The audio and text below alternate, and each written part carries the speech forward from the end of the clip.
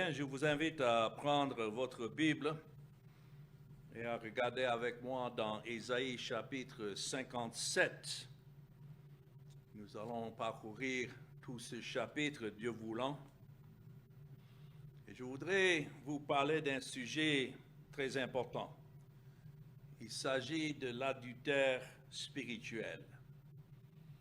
Il y a beaucoup d'assemblées aujourd'hui, le prédicateur prêche durement contre l'adultère. Et les messages sont penchés sur l'adultère physique. Mais dans la Bible, il y a un adultère qui est pire que même ce qui est physique.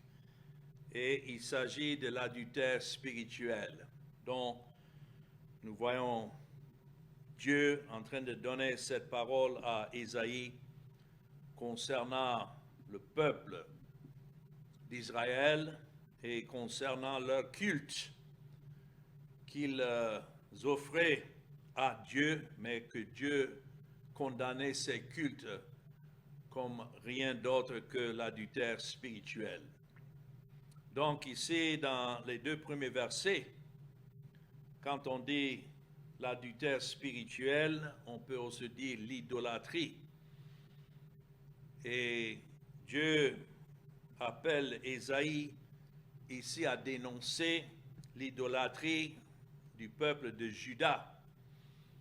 Au moment où Ésaïe écrivait cette parole, les 10 tribus du nord ont été déjà emmenées en captivité par les Assyriens. Et il ne restait que Juda au sud, avec la tribu de Benjamin, mais c'est là où se trouvait le temple et la ville de Jérusalem. Et pendant 150 ans, encore, Dieu préservait la ville de Jérusalem ainsi que le temple. Et pour cela, ceux de Juda imaginaient que Dieu les préservait parce qu'ils étaient mieux que leurs sœurs, cela veut dire les 10 tribus d'Israël que Dieu avait emmenées en captivité. Et c'est ainsi que Dieu les fait savoir que ce n'est pas parce qu'ils ont un comportement qui est bien devant lui que Dieu les préservait. Le contraire était vrai, qu'ils étaient des idolâtres et ils vivaient dans l'adultère spirituel. Donc c'est un message qui s'applique de nos jours parce que nous avons beaucoup d'assemblées et surtout dans le christianisme, beaucoup de gens qui courent et qui imaginent qu'ils sont en train de plaire à Dieu par leurs efforts. Mais ici, la parole dénonce de telles personnes et leur idolâtrie. Dans les versets 1 et 2, alors Dieu dit, le juste périt et nul n'y prend garde. Les gens de bien sont enlevés et nul ne fait attention. Que c'est par suite de la malice que le juste est enlevé. Il entrera dans la paix, il reposera sur sa couche, celui qui aura suivi le droit chemin. Donc Dieu est en train de dire qu'au fur et à mesure que le temps passe, ceux qui sont considérés comme des justes dans le pays disparaissent petit à petit. D'autres mouraient d'une mort naturelle, d'autres étaient persécutés à mort par les religieux qui n'aimaient pas leur personne ni leur manière d'adorer le Seigneur selon ce que Dieu avait ordonné. Et donc, ils étaient opposés et d'autres sont alors morts. Mais c'est là la condamnation que Dieu fait concernant l'état du pays. Quand il dit les justes périssent, c'est-à-dire que au fur et à mesure que le temps passait, il y avait de moins en moins ce qu'on pouvait appeler justes dans le pays. Et nous pouvons remarquer la même chose aujourd'hui. Où sont ceux qui sont justes devant Dieu, pas dans leur propre justice, mais juste devant Dieu dans la justice de Christ, et qui ne regardent qu'à sa justice, d'avoir leur acceptation devant Dieu. Beaucoup poursuivaient, même au jour d'Ésaïe, leurs propres efforts, leurs propres œuvres, comme c'est écrit dans Romains chapitre 10. L'apôtre Paul signalait que ses frères, selon la chair, il les rendait témoignage, Romains 10, le verset 2, qu'ils ont du zèle pour Dieu, mais sans intelligence, ne connaissant pas quoi? La justice de Dieu et cherchant à établir leur propre justice, ils ne se sont pas soumis à la justice de Dieu. Car Christ est la fin de la loi pour la justification de tous ceux qui croient. Donc, qui sont les justes? Ce sont ceux qui sont donnés des yeux pour regarder à Christ seul, ayant satisfaire la justice de Dieu à leur égard, et qui se tiennent maintenant devant Dieu en lui dans cette justice, nul autre. Mais le peuple d'Israël, au temps d'Ésaïe, continue à poursuivre leurs propres efforts et ne considérait même pas, à travers les sacrifices, que ces sacrifices représentaient un substitut, le Seigneur Jésus qui devait venir et payer la dette de son peuple.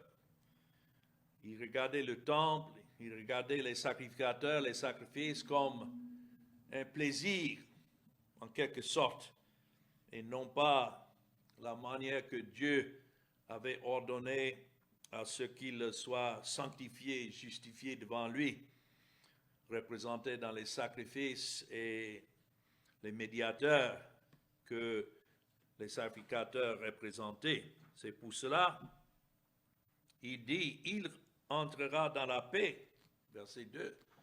Ça, c'est l'état de ceux qui meurent dans la paix qui est établie pour eux par le Seigneur Jésus-Christ. Il reposera sur sa couche. Et celui qui aura suivi, notons, le droit chemin, il n'y a qu'un seul. Le Seigneur Jésus-Christ a dit, je suis le chemin, la vérité et la vie. Il n'est pas venu pour montrer le chemin. Il ne dit pas qu'il est venu pour enseigner la vérité ou pour démontrer la vie. Non, il est le chemin, il est la vérité, il est la vie. Et nul ne peut venir au Père que par lui. Mais les gens sont tellement occupés avec leur culte et leur religion et leurs efforts, leur zèle, qu'ils ne se rendent même pas compte quand les justes périssent. Pourquoi? Parce que les justes ne sont pas parmi le nombre. Aujourd'hui, quand il y a un véritable enfant de Dieu qui meurt, puisque ceux qui sont véritablement enfants de Dieu ne se mêlent pas dans la religion populaire du jour et sont souvent isolés, quand ils meurent, personne ne considère. On les enterre et puis c'est fini. Les activités religieuses continuent. Tel était l'état des enfants d'Israël à cette époque. C'est écrit, les gens de bien sont enlevés et nul ne fait attention. Qui sont les gens de bien? Ce sont des gens à qui Dieu a fait grâce. Toute bénédiction spirituelle en Christ. Mais lorsqu'ils sont enlevés, personne ne considère. Alors, les versets 3 à 10, maintenant, dans mon texte, Ésaïe 57, c'est ainsi que Dieu décrit l'adultère spirituel de ce peuple. Et il serait bien pour nous de prêter l'oreille, parce que ça explique ce qui se passe de nos jours dans la religion, mais il faut dire que dans nos cœurs, nous avons la même nature. Et si ce n'est la grâce de Dieu, on serait rapidement pris dans le même adultère spirituel. Le verset 3 dit, « Mais vous, approchez ici, fils de l'enchanteresse, race de l'adultère et de la prostituée, de qui vous moquez-vous? Contre qui ouvrez-vous une large bouche et tirez-vous la langue? N'êtes-vous pas des enfants de péché, une race de mensonges, s'échauffant près des térébintes sous tout arbre vert, égorgeant les enfants dans les vallées, sous des fentes de rochers? C'est dans les pierres polies des torrents qu'est ton partage. Voilà ton lot. C'est à elle que tu verses des libations, que tu fais des offrandes. Puis-je être insensible à cela? C'est sur une montagne haute et élevée que tu dresses ta couche. C'est aussi là que tu montes pour offrir des sacrifices. Tu mets ton souvenir derrière la porte et les poteaux, car loin de moi, tu lèves la couverture et tu montes, tu élargis ta couche et tu traites alliance avec eux. Tu aimes leur commerce, tu choisis une place. Tu vas auprès du roi avec de l'huile, tu multiples tes aromates, tu envoies au loin tes messagers, tu t'abaisses jusqu'au séjour des morts. À force de marcher, tu te fatigues et tu ne dis pas « j'y renonce ». Tu trouves encore de la vigueur dans ta main, aussi n'es-tu pas dans l'abattement. Oh, quelle description nous avons ici de l'éloignement du peuple de Dieu, parce que Dieu avait ordonné une seule place, un seul lieu où les gens devaient s'approcher de lui, et cela avec des offrandes sanglantes. Sans l'effusion de sang, il n'y a pas de pardon de péché, et ça devait être à travers les sacrificateurs ordonnés. Tout cela représentait le Seigneur Jésus-Christ. Il est le seul médiateur entre Dieu et les hommes. Et aller ailleurs, chercher ailleurs pour des plaisirs personnels, pour s'approcher de Dieu, ce n'est que de l'adultère. C'est pourquoi Dieu dit de qui vous vous moquez. Les méchants, ici parmi le peuple de Dieu, se moquaient des justes, comme beaucoup se moquent aujourd'hui de nous lorsque nous disons qu'il n'y a qu'un seul moyen de pouvoir adorer Dieu. Les gens ouvrent largement la bouche, comme c'est écrit ici, pour dire « Oh, mais ça c'est borné, ça ». Non, il y a beaucoup d'autres expériences qu'il faut avoir sous le titre de l'adoration. Ils appellent ça l'adoration contemporaine. Et ici, ils se sont moqués non seulement de Dieu, mais de ce que Dieu a ordonné comme le seul moyen de s'approcher de lui. Comme dans la Bible, c'est seulement par sa grâce, c'est uniquement dans l'œuvre du Seigneur Jésus-Christ. Et ce n'est pas ouvert à tous. Ça, c'est pour ceux que Dieu lui-même appelle. Mais les gens ne veulent rien de cela. Alors le Seigneur les défie en leur demandant simplement pour qui pensez-vous que vous êtes? Et la même question pouvait être posée aujourd'hui dans la majorité de lieux d'assemblée où les gens se rassemblent pour leur culte. De qui te moques-tu? N'êtes-vous pas des enfants de transgression, des enfants de mensonge. Alors, ce témoignage que nous avons ici, c'est un témoignage de la nature pécheresse qui est en chacun de nous, laissé à nous-mêmes. On serait tous dans la même situation. C'est pourquoi je disais, prions pour que le Seigneur nous garde, nous préserve, parce que nous avons en nous-mêmes tous cette nature de vouloir nous éloigner de ce qui est clairement enseigné, désigné dans la parole de Dieu. Et vous voyez la description de leurs activités ici dans le verset 5, s'échauffant près des térébintes. Enflammez-vous avec les dieux sous tout arbre vert. Voilà la description. Ils cherchaient d'autres lieux pour faire leur adoration. C'est ainsi que l'Éternel dénonce cet adultère spirituel de ce peuple. Ils sont chauds. Voilà le sens de s'échauffant près des térébintes. Les térébintes étaient des arbres verts, mais c'est là ils se chauffaient de passion pour les autres dieux. C'est comme quand vous entrez dans la plupart des assemblées aujourd'hui, il faut une ambiance, il faut que ça chauffe. Voilà ce que les gens veulent, mais c'est une vaine adoration. Ici, ils vénéraient dans les lieux de culte rituels des païens, surtout les Cananéens.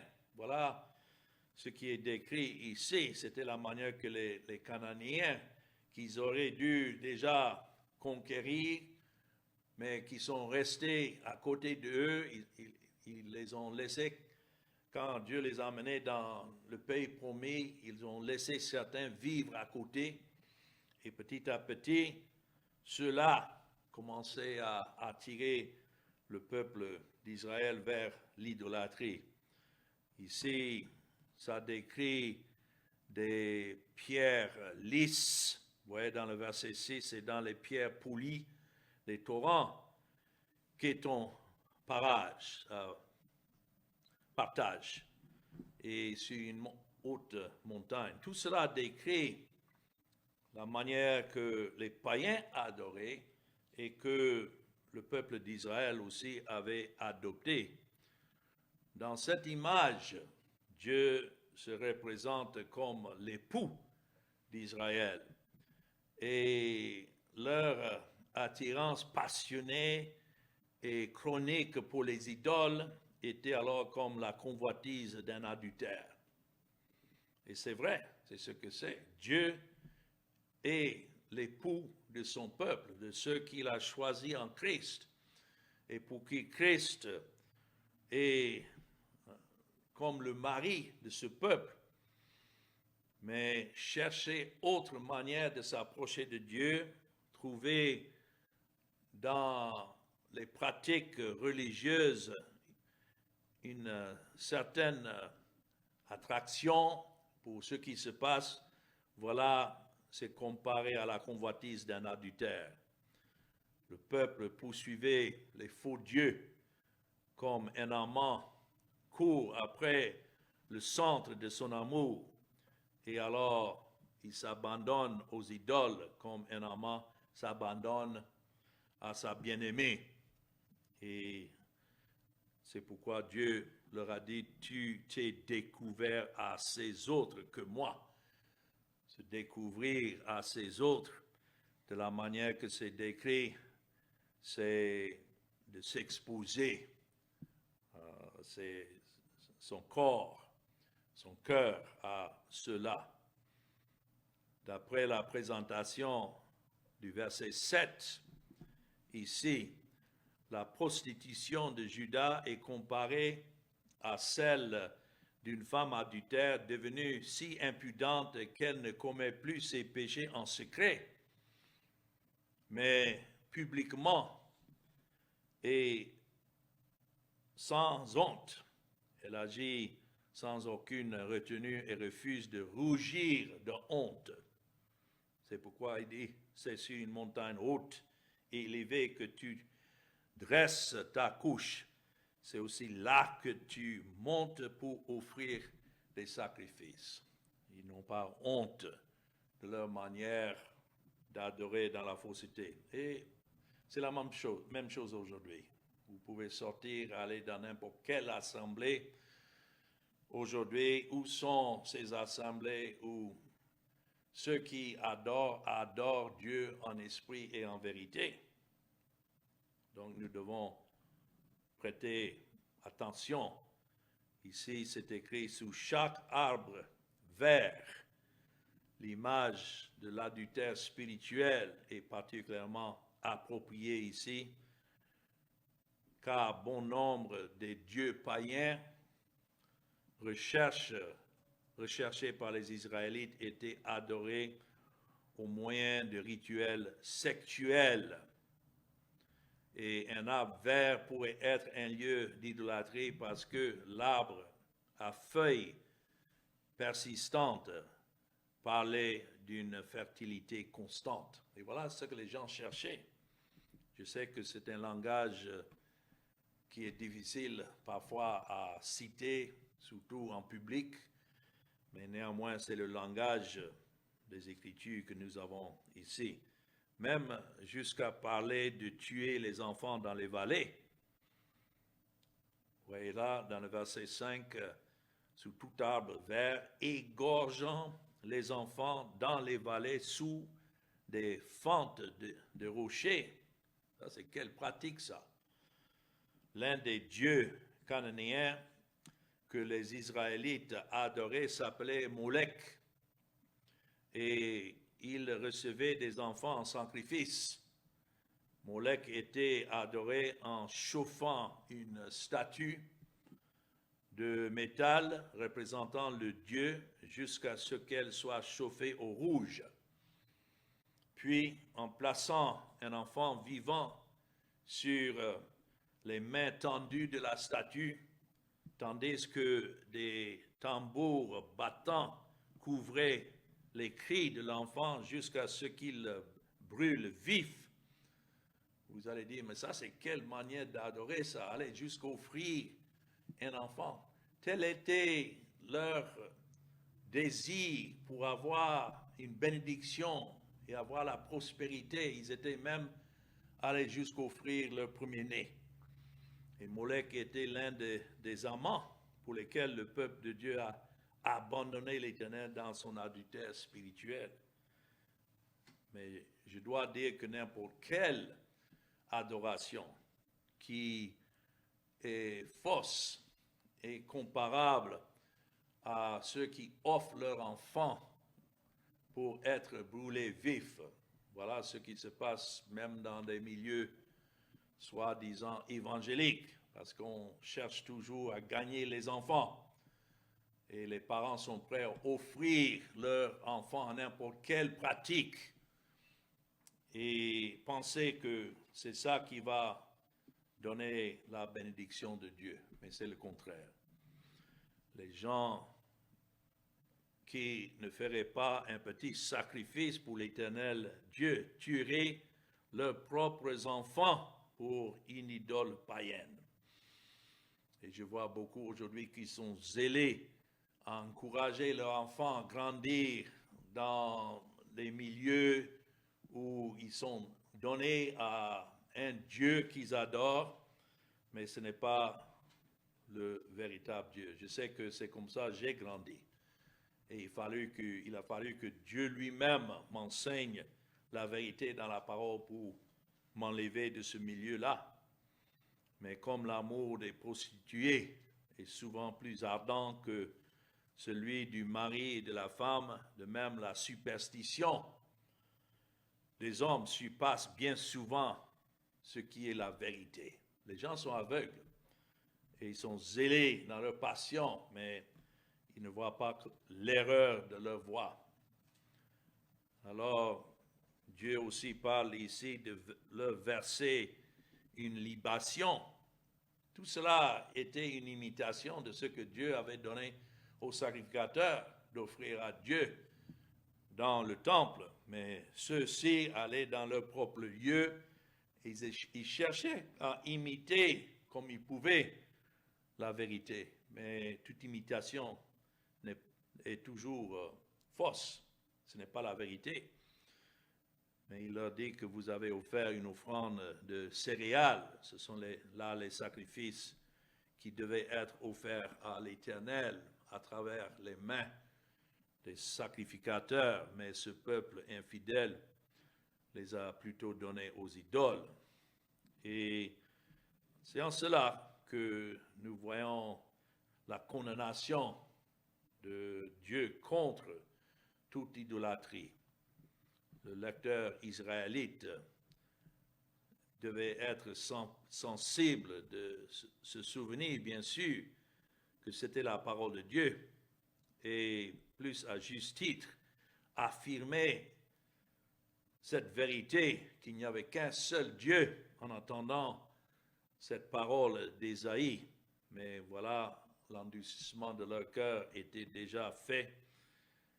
Et pour eux, ils étaient fatigués par la longueur de ce chemin, le chemin étroit.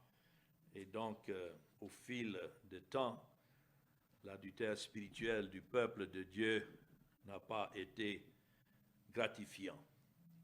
Alors, dans tout cela, ils se sont rendus plus misérables. Parce que tout ce qui est faux ne peut pas vraiment donner le bonheur. C'est ainsi dans le verset 11 à 13.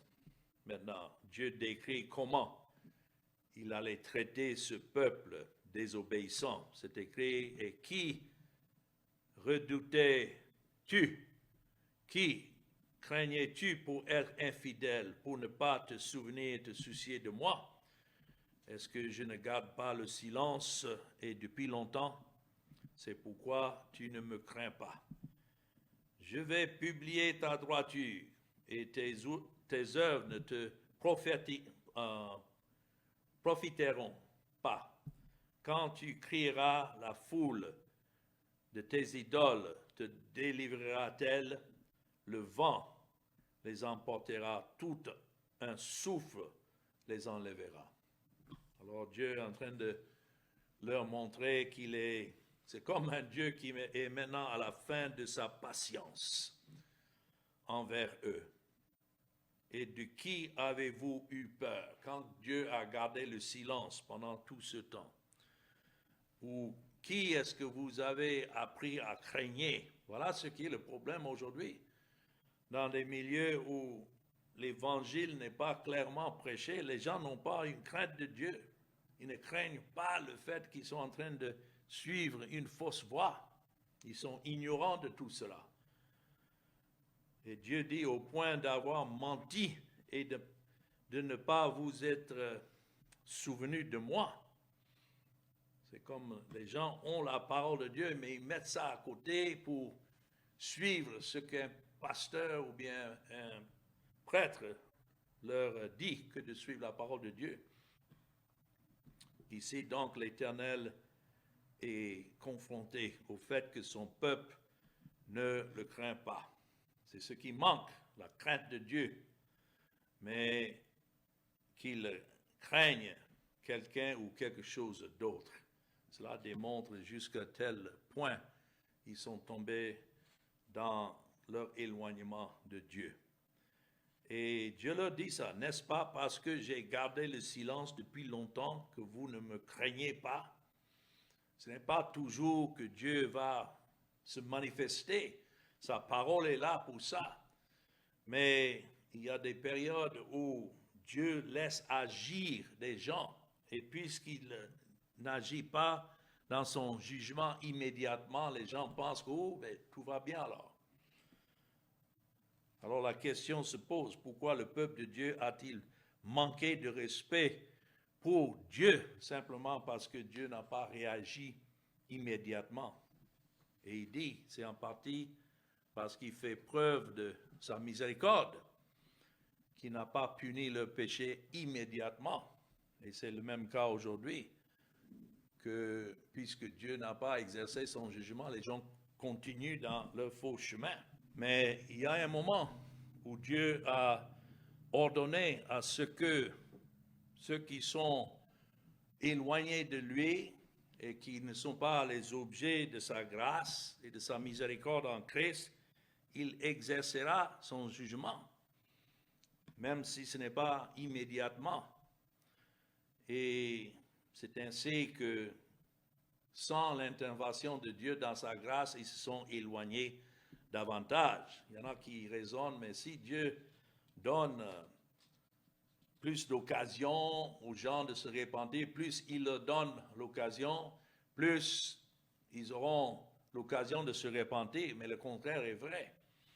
Si Dieu lui-même n'agit pas à donner la repentance aux pécheurs, plus le temps passe, plus ils vont s'endurcir jusqu'à aller à l'enfer. Et alors Dieu leur dit, je déclarerai ta justice et tes œuvres, car elles ne te profiteront pas. Le peuple de Dieu n'a pas eu confiance en lui, ceux qui se disaient peuple de Dieu, et les choses en lesquelles ils se sont confiés eux-mêmes et leurs idoles n'ont pas pu les aider. C'est pourquoi je dis qu'il n'y avait pas de bonheur en ce qu'ils cherchaient, quels que soient les sacrifices qu'ils offraient pour avoir quelque chose en retour. Et c'est la même chose aujourd'hui. Les gens suivent des prédicateurs qui promettent le monde, qui promettent le succès, le bien-être. Et quand les gens sont fatigués dans un lieu, bon, ils quittent, ils vont dans un autre qui promet mieux. Et les gens ne font que tâtonner de lieu en lieu. Mais tout cela, c'est de s'endurcir davantage. Comme ceux au temps d'Israël, leurs idoles étaient si faibles et impuissantes qu'elles allaient jusqu'à couper leur souffle. C'est tout ce que les idoles pouvaient faire. C'est ainsi que dans le verset 14, et d'ici jusqu'à la fin de ce chapitre 14 à 21, nous voyons où Dieu, dans sa miséricorde, décrit le chemin de la paix et de la restauration. Et c'est ainsi que nous avons besoin des oreilles pour entendre. La première des choses qu'il dit, commençons dans le verset 13, il dit, quand tu crieras, la foule de tes idoles te délivrera-t-elle, le vent les emportera, tout un souffle les enlèvera. Mais, voilà la partie importante, mais celui qui se confie en moi héritera le pays et possédera ma montagne sainte. Voilà ce qui décrit ceux qui sont véritablement à Dieu. Ils se détournent de leur mauvaise voie par la grâce de Dieu et ils cherchent leur refuge en Dieu, en son Fils, le Seigneur Jésus-Christ, quand il dit « et possédera ma montagne sainte ». La montagne sainte représentait là où Dieu a fait résider son nom, dans le temple et les sacrifices, tout comme image de son Fils. Mais pour faire cela, vous voyez le verset 14, on dira, frayez, frayez, préparez le chemin, enlevez tout obstacle du chemin de mon peuple. Et voilà ce qu'il faut. Il faut que l'obstacle soit enlevé. Quand c'est écrit frayer, c'est comme en train de préparer un chemin pour passer là-dessus. Et cela ne décrit pas le fait de mettre les choses sur le chemin de ceux qui viennent à Dieu, mais au lieu de cela, c'est d'enlever ce qui empêche. Et pour cela, il faut véritablement l'œuvre de l'Esprit de Dieu dans le cœur. Tout cela se passe dans le cœur, où tout ce qui allait nous entraîner serait maintenant enlevé. Donc, préparer le chemin, enlever la pierre d'achoppement du chemin de mon peuple. Voilà ce que Dieu est en train de dire. Ce qui est la pierre d'achoppement du chemin, c'est notre péché. C'est notre orgueil, c'est notre aveuglement, c'est notre péché. Et pour cela, Dieu lui-même doit enlever cela de son peuple. Cela, il a fait quand son Fils, il l'a envoyé dans ce monde. C'est Christ qui a porté cette pierre d'achoppement. Pour d'autres, Christ lui-même est la pierre d'achoppement.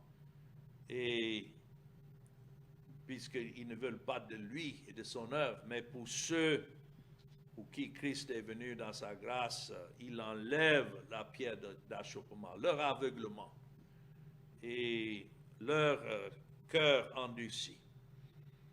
Tout ce qui peut empêcher d'être en accord avec Dieu, voilà la pierre d'achoppement.